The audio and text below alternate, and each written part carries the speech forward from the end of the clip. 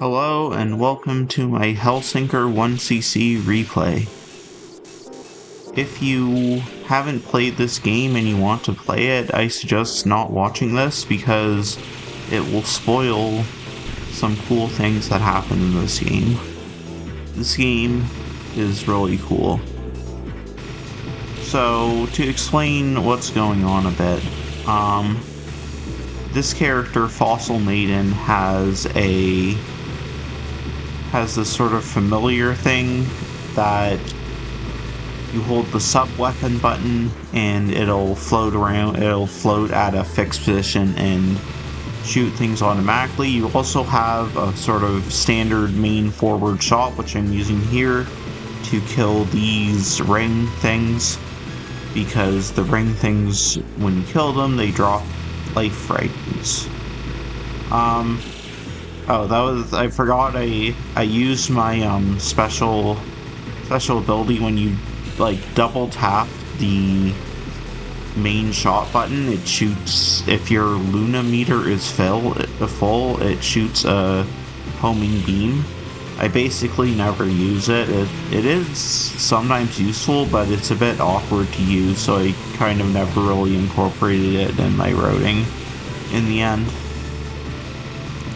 So yeah, you got this little familiar that automatically shoots things within a certain radius, and that's what you're probably going to be using most of the time as Fossil Maiden, at least for when playing for survival. I don't really know anything about how scoring works in this game. So the third button you have, you also have this blade thing, which is when you hold main shot and sub weapon at the same time. It's very useful, does very high damage, and you can even point it in different directions, which is kind of fun and also a bit awkward. But yeah, so the big bomb I keep doing is my discharge, which when the soul meter is full, I can do a discharge. Oh, I died there.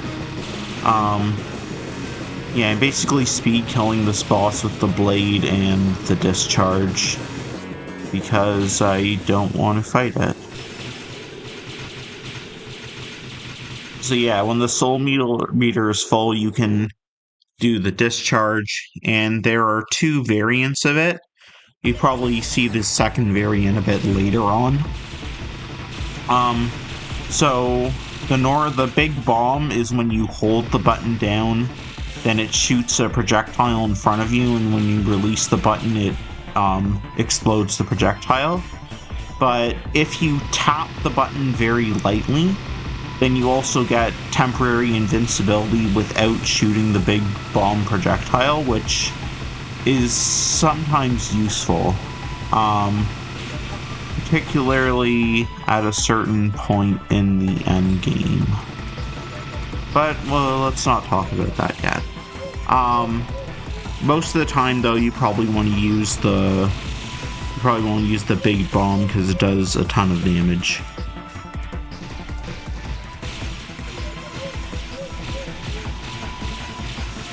So I am trying to kill as many things as possible, because when you get a certain number of kills, I forget the exact number, but when you get enough, you get an extra life.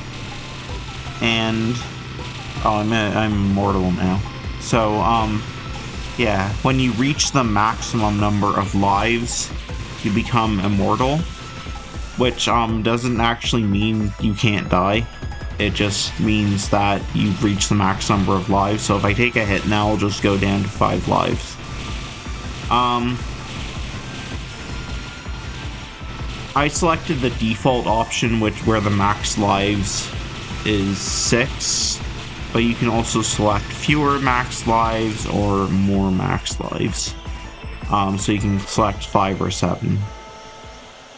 This boss coming up is a pain. The first time I fought this boss, I was like, why does it have so much health? Why is it so annoying? But you get used to it. However, I think if I remember correctly, I kind of botched this fight. But you get a lot of extends in this game. So watching an early fight is not a huge deal. basically, if you're playing for survival, a lot of the early game kind of doesn't matter beyond just getting through it, because you can get so many extends that you can get so many of those life pickups that you'll be able to refill your lives to the max in later stages, even if you screw up the early stages.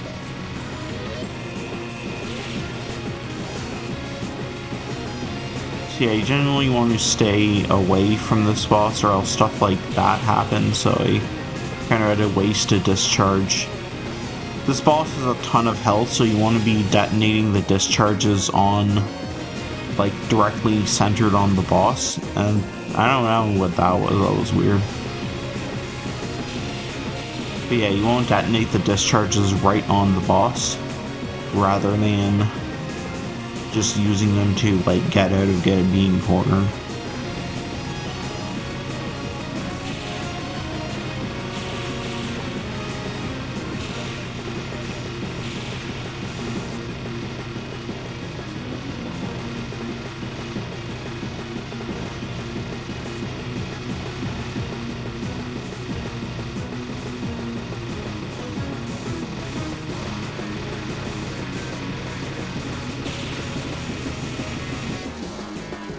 Yeah, I lost a ton of lives on this boss. Auto rejection, so that's like an auto bomb feature. There are several auto bomb settings. The one I use, the default one, is aspirant. And how that works is when your lives drop below 4, then auto bomb turns on. But you have to have full soul meter to do an auto bomb. So you also only get 3 auto bombs per stage.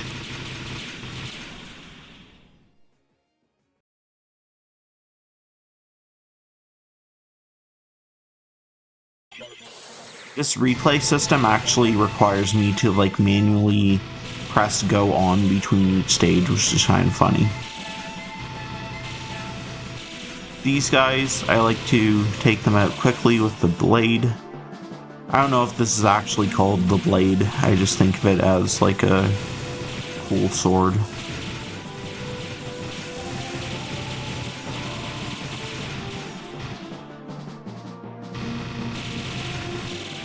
Yeah, those enemies at the start are really annoying if you don't take them out quickly, and the radial fire of your familiar does not take them out quickly enough to stop them from being annoying.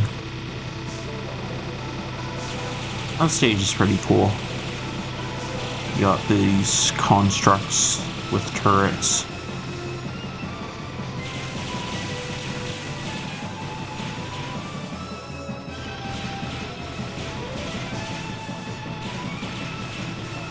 You get some heart chips, which you'll notice there's a little counter beside the lives. It says, like, necessary 21.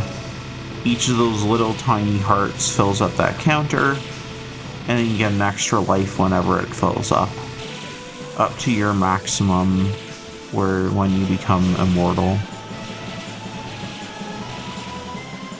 If you get an extra life while immortal, while at max lives, I think it like basically gives a score bonus.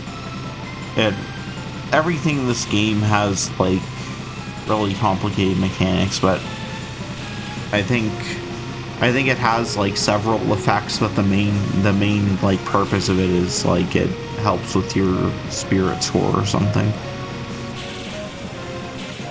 I think they're, like, you see, so you have, like, spirit and kill and token. I think those are essentially, like, 3 different scoring systems, and you can kind of, like, optimize for whichever one you want. That's at least the impression I got from reading the Shmups Wiki after clearing this game. I didn't look up, like, anything about this game, so I was quite pleasantly surprised by some of the cool stuff that happens later on.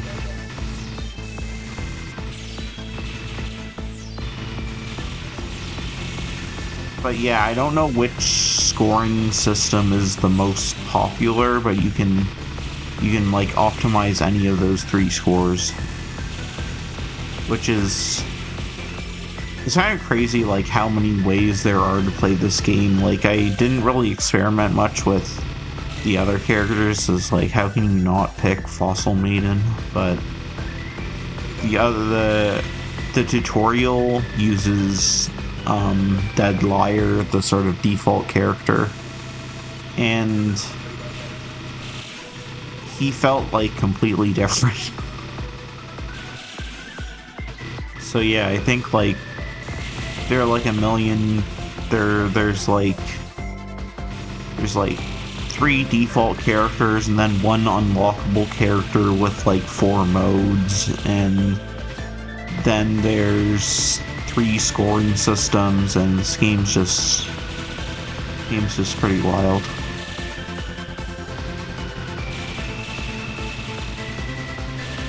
These rings aren't too dangerous. You can kind of just, if you want, you can just keep up the radial familiar and dodge the slow-moving bullets. But I like destroying them. These things are kind of annoying.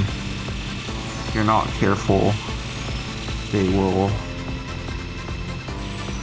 If you have a discharge, if you have a bomb, then you can take out all the little wire things pretty easily, but if you don't, they can kind of wall you with the bullets. Something interesting of this game is that there is a system where bullets kind of slow down as they get close to you. I think it works a bit differently for every character. So with Fossil Maiden, the bullets only slow down if you're using your sub-weapon, which is the little familiar ring thing.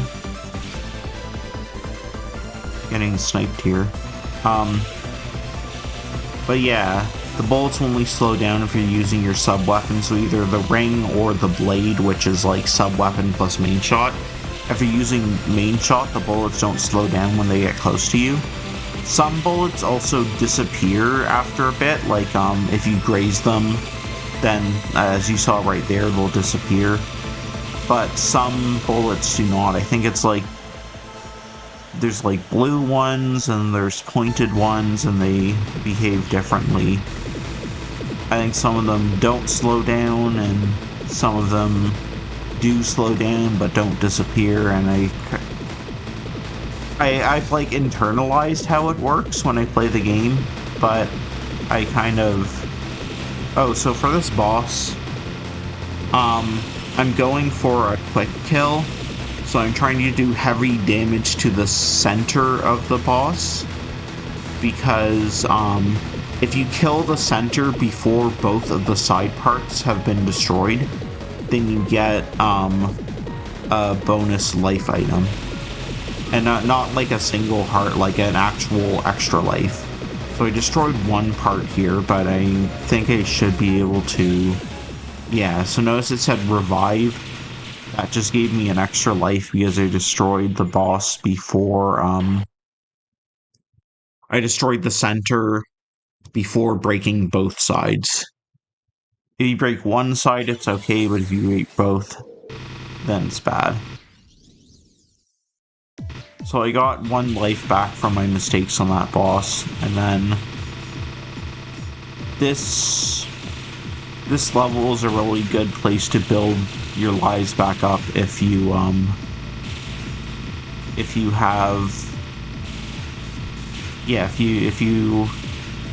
lost a few lives. This level is a good place to build them back up because each of the little turrets drops a heart.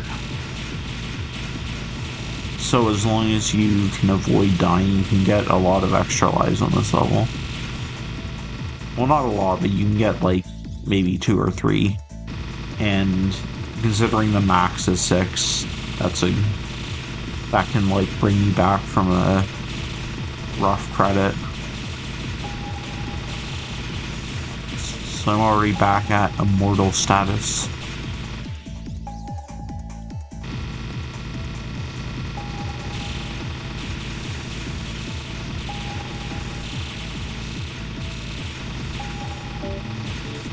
something kind of annoying about this level is that if you might notice I'm like repeatedly placing my little fairy. That's because if you hold the button, it'll just stay in place and like not move with the scrolling, so you have to mash the fairy button, the sub-weapon button, to be able to have your fairy like actually follow you around during this scrolling maze. There are multiple paths you can take too. I found it easiest to just stick with the Luna Crypt instead of the Soul Cathedral or whatever it's called, the orange path.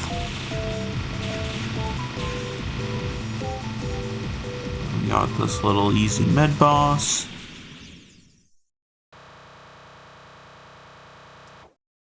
Alright, so when I got here, the game doesn't really like... The game does not really make it clear how many stages there are from the get-go. So, and in fact, it kind of makes it seem like... It kind of makes it, or I don't know if I just got the wrong impression, but it kind of makes it seem like there are only going to be 4 stages. So then you beat the 4th stage, and you get to this one, and you're like, okay, that makes sense. There's like a true final stage. And so, I thought this was the final boss when I first got to it.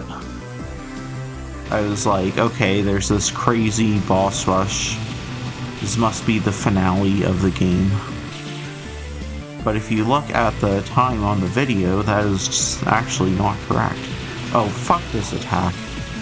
So it like swings these little fire things around, and then fire trails appear, but they can come from like behind you off screen.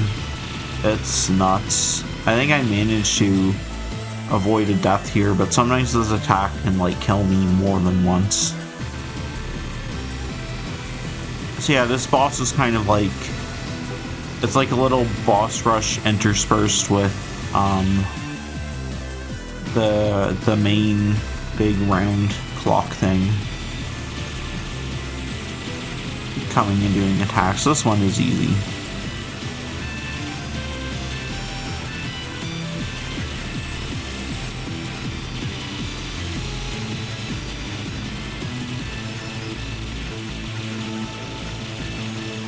So that breakthrough, that's a special extend.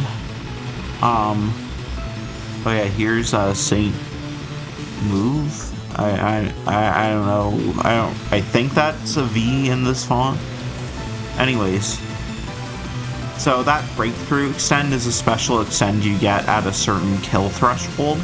There's also one at a certain spirit threshold, but I don't know how spirits work, so I've never reached it. When you get the breakthrough extend, it not only gives you an extra life, but it also resets the necessary amount of lives needed to get the next extend. So you start like earning extends faster again, basically. So those breakthrough extends are very useful, but I only know how to get one because there are only 2. There's one for kills and one for spirit, and I don't know how to get enough spirit to earn the spirit one. I think I might like earn the spirit one on the true final boss or something like that, but not before that. So this is also a scary attack. Staying in the corners seems safe-ish, but not completely safe. This thing is just flying around, and it got me. Fortunately, a lot of the bosses, if you're playing for survival, they can just be speed killed. When I first got here, I was like, this seems impossible, but because you can just speed kill the bosses is actually not that bad.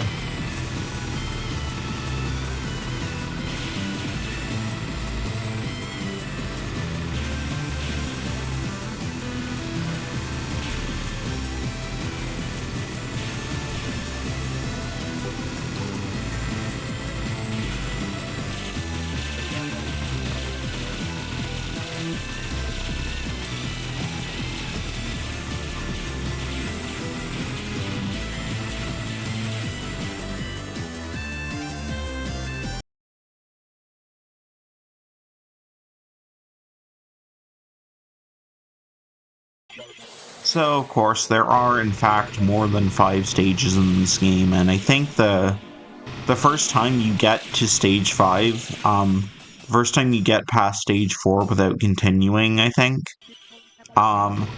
it unlocks the stage select and reveals that there are actually 8 stages, which is a really cool moment, I think. Because, like, stage 5 feels like it could be another game's final stage to me. It's just got that vibe. Oh yeah, if you park your butt right above here, you get a ton of extend items. It's hard to see, but that, like, little alcove is just, like, shooting out extend items.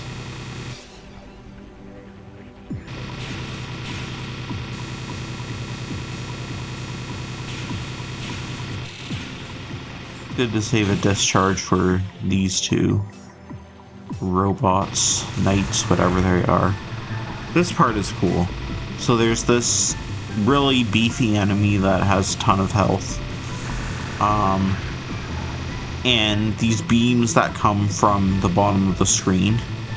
And what you can do is you can lure the enemy into the beams to take it out. And if you don't do that, then it just takes forever to kill.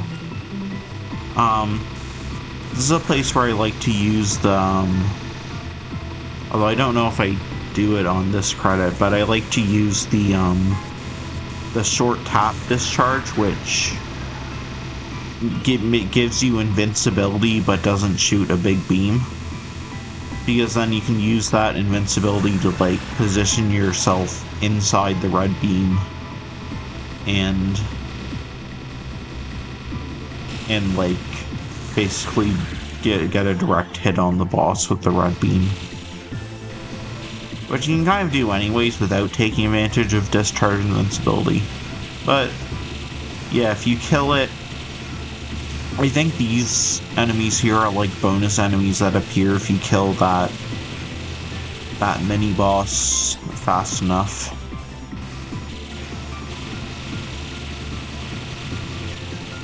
If I knew how the scoring system worked, I'd probably be really happy with all the items I was picking up. But I don't.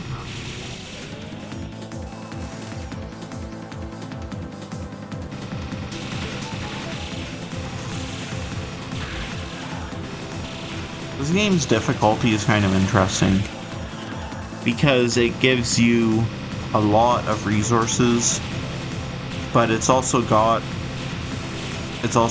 like a life cap, so you can't, like, stock up on like 20 lives by doing the first level perfectly. Even if you do the first level perfectly, the relatively low life cap means you can go from, like, perfect 6 lives to, like, in danger with just a few mistakes.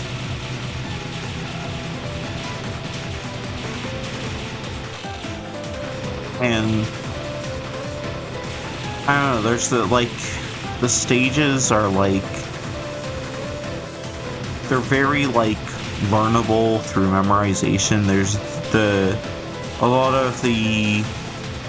I'd say a lot of the execution aspects aren't as hard as other shmups, like arcade shmups.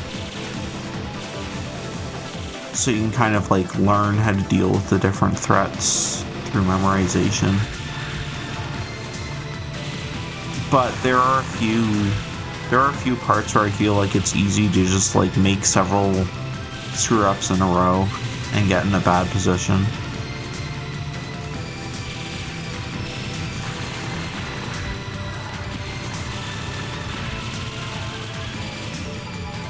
For the most part, this stage isn't too bad, but there are a few parts that can be scary if you don't remember to save a bomb for them. Like there are these, like, big robot knight things at the start, and then they appear later in the stage, and those can be scary if you don't bomb them.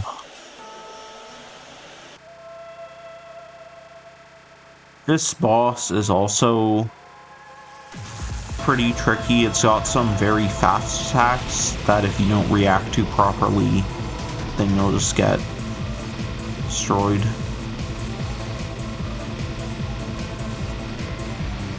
So the strategy I'm using for this boss is to quick kill, or as quickly as possible, kill the one on the right, because depending on which one you kill, the other one will have like its own like final phase, basically. And I found that this reddish robot had an easier final phase than the gray one.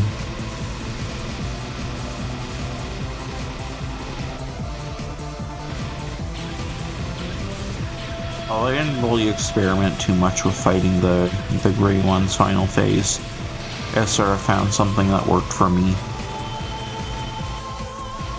But yeah, there are a few like those dodges there were kind of sketchy, and then this attack often catches me off guard, the big spear kind of attack.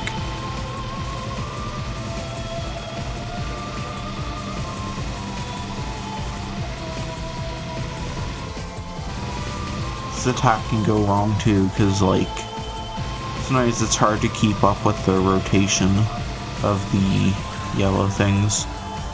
But the boss is dead.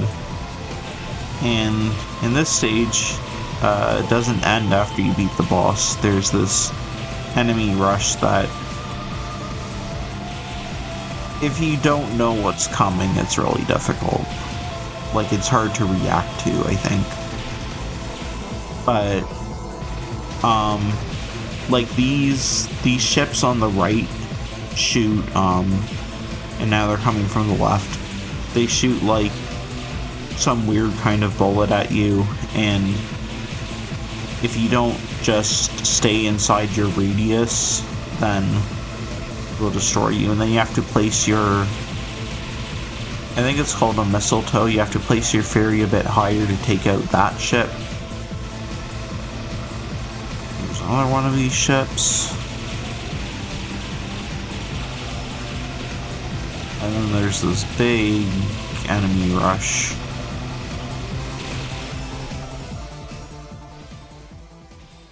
That's stage 6, and we're in pretty good shape. Only one life down.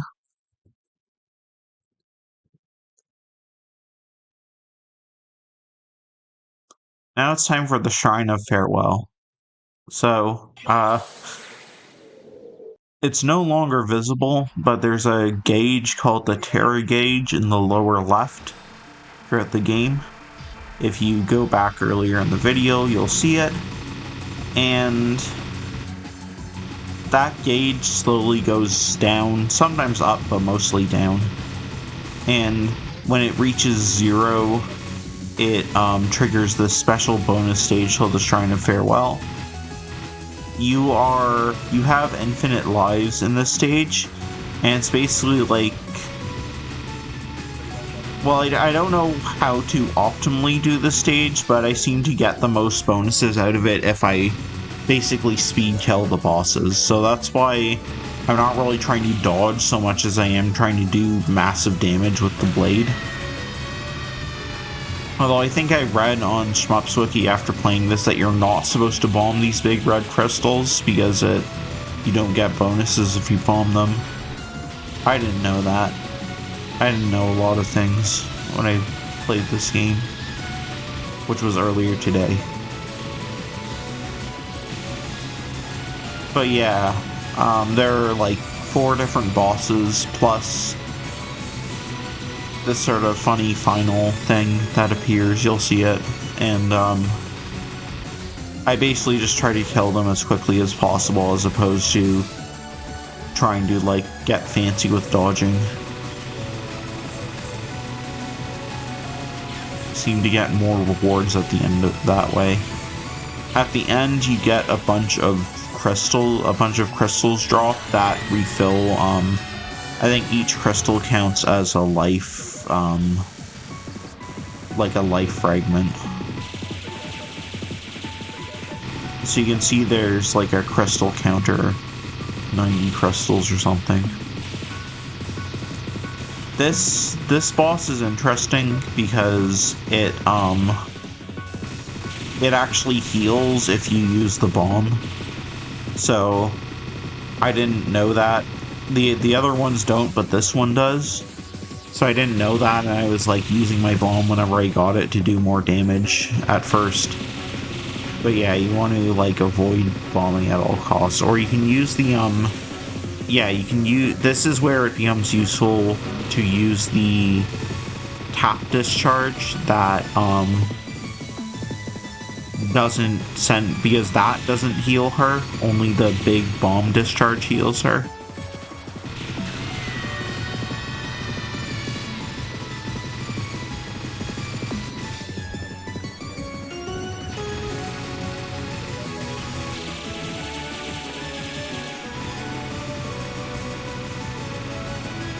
This is such a, like, wild bonus stage.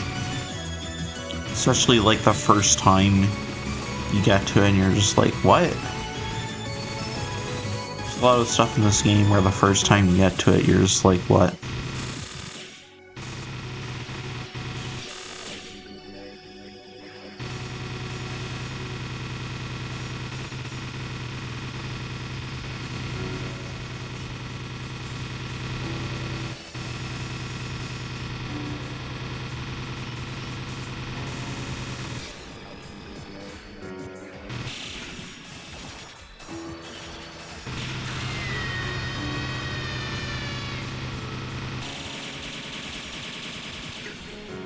So yeah, I only have 8 seconds left, but after you beat the 4 bosses, this thing appears and you get some bonus enemies. The big spinning thing's health bar seems to be tied to, yeah, it seems to be tied to the timer, so I don't think there's anything after it. Maybe there is, you never know with this game, there's all kinds of weird secret stuff. But yeah, that's the Shrine of Farewell. It's time for stage 7. This stage, once you memorize a couple things, it's not too bad. There's the boss is kind of mean.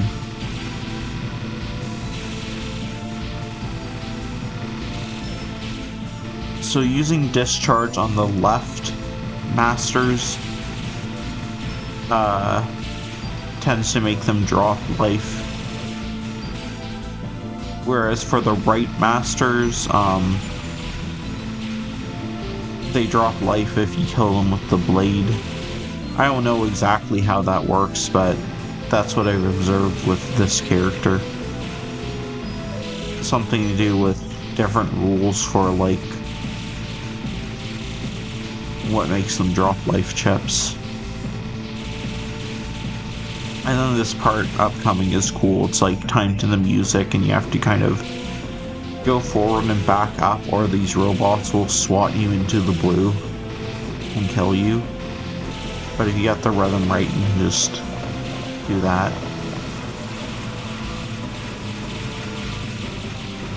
Now this boss, I had developed a consistent strategy for it, or fairly consistent, and then on this attempt and the previous one, it started doing a completely different pattern I had never seen before.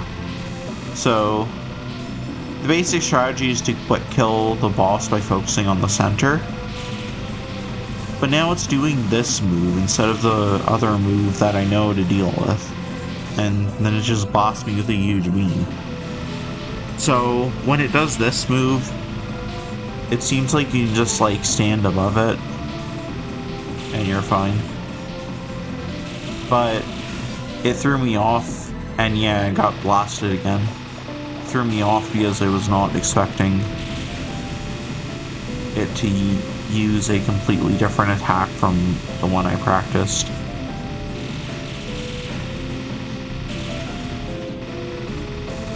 But yeah, so once the big knight is dead, if you quick kill the big knight, then you get this phase where you just have to kind of go left and right. And I found it easier to trigger this phase and time it out versus actually dealing with the big Night Slater patterns.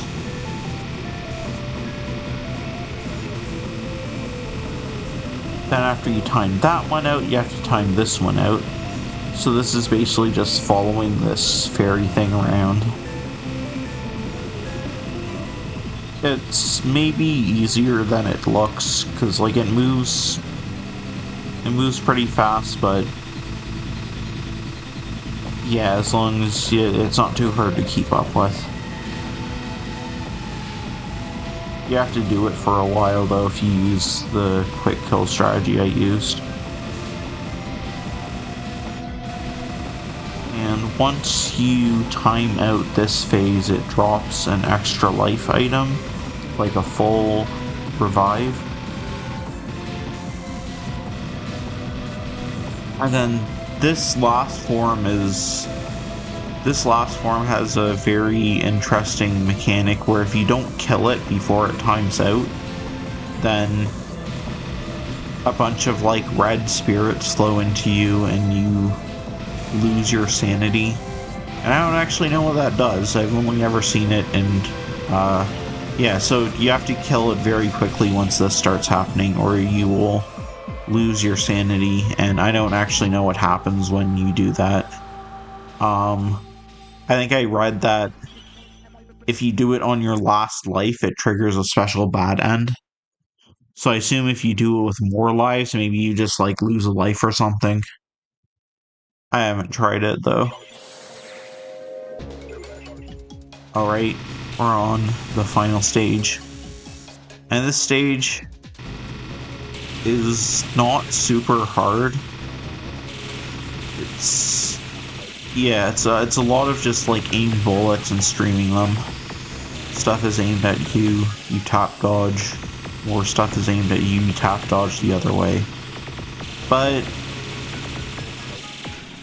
this game is so long that it actually feels pretty tense when you get to like, here we are 38 minutes into the run. So somehow when you're like that deep into a shmup run, these like enemies that shoot a single laser at you feel a little tense. Maybe not these ones, but some of the later ones that like shoot more impressive looking patterns definitely.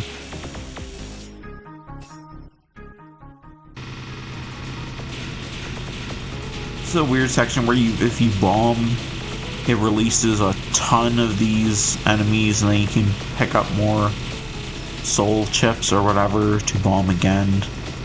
Just get lots of kills. I don't know if there's like a fancier way to do it that gets you spirits instead of kills or something like that. Yeah, there's a lot of tap dodging. It seems so like peaceful when you're not actually playing the game.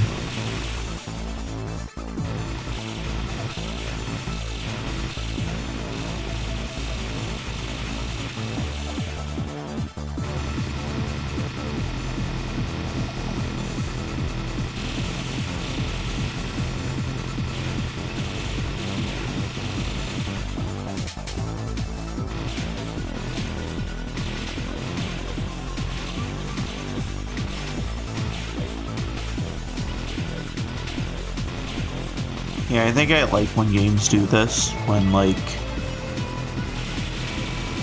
you have this really intense game and the final level is like kind of a breather, but it's not completely free. I like that.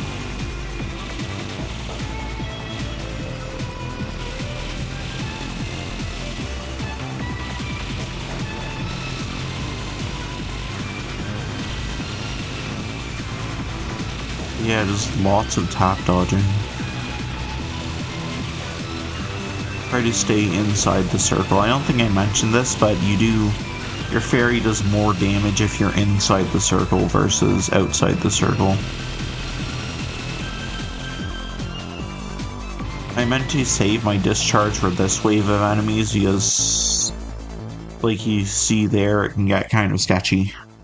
Alright, here we are at the final boss. We're immortal. And I had to start a new recording because my hard drive ran out of space shortly after this moment in the original recording. But anyways, here's the final boss. This boss is really cool. So, okay, there's a gimmick to this fight, which is not obvious at first as you're trying to dodge things and not paying attention to the satisfaction level at the top. But basically, if you use your main shot on this boss, or if you use the blade, it will increase satisfaction level.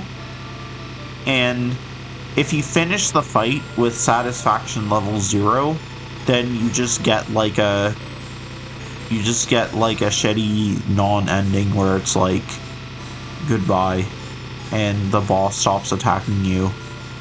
And it's kind of a bummer when it happens. Like my first 1cc of this, because the reason this is not my first 1cc of the game is because if you 1cc and don't raise the satisfaction level above 0, you just get like the final boss just like stops and you get a non-ending. But yeah, so you have to hit it with main shot. I don't know entirely how the satisfaction level works. Sometimes it seems like dying increases it, and sometimes it seems like dying decreases it. But yeah, here's where it's very useful to use, oh yeah, so the big important thing is that bombing, like, tanks the satisfaction level instantly. So you want to use, on this fight, you want to use your tap bomb that just makes you invincible without, like, shooting a big blast. Because the big blast will, like, instantly ruin your satisfaction level. So there are 3 levels, and to fight the true last boss, or what is probably the most true of the last bosses, then you have to get satisfaction level 3. Right now my level is dropping because I'm unable to hit the boss because I'm dodging. But right here I can increase level really quickly with the blade, so it's not too bad. But yeah, you want satisfaction level 3 for the ending I'm going to get. There's apparently 2 other endings, I don't know what they are, but if you have satisfaction level 1 or satisfaction level 2, then you'll get a different final boss and apparently different endings as well. So I'm almost failed in the sense of didn't trigger the true last boss for satisfaction level 3, but I just barely snuck in there at the end and raised it to 3.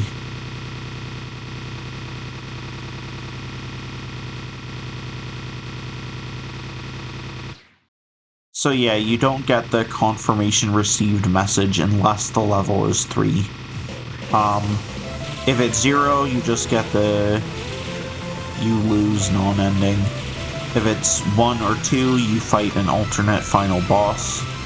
And I don't know what happens in those endings, but apparently it's something. And then this is, I think, considered to be the true final boss, the Satisfaction 3 boss. So what you want to do here is damage it as quickly as possible. You'll see these messages, these texts just popping up about like the ring of whatever is broken. And you want to keep damaging it as fast as possible and keep breaking those rings.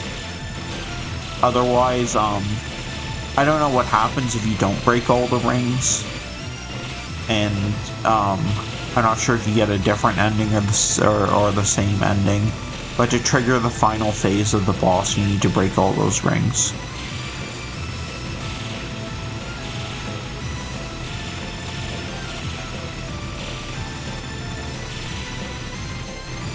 And if you see that dialogue and the colors invert, that means you've done it correctly, as far as I know.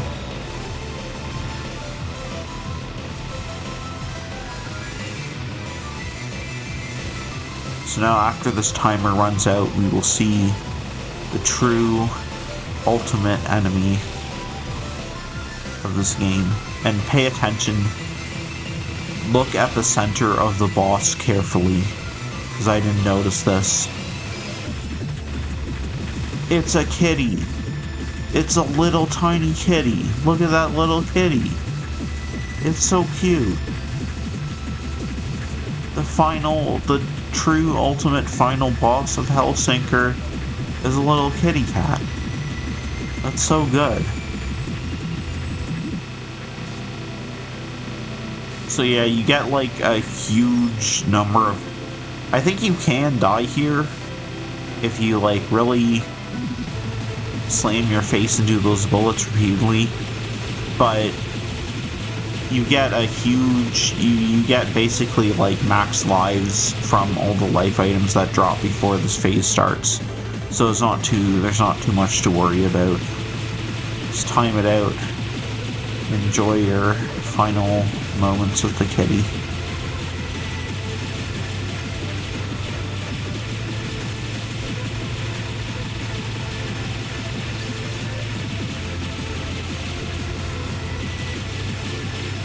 And I'm getting more spirits from this final stage than I got for like the entire rest of the game. The end. What a game.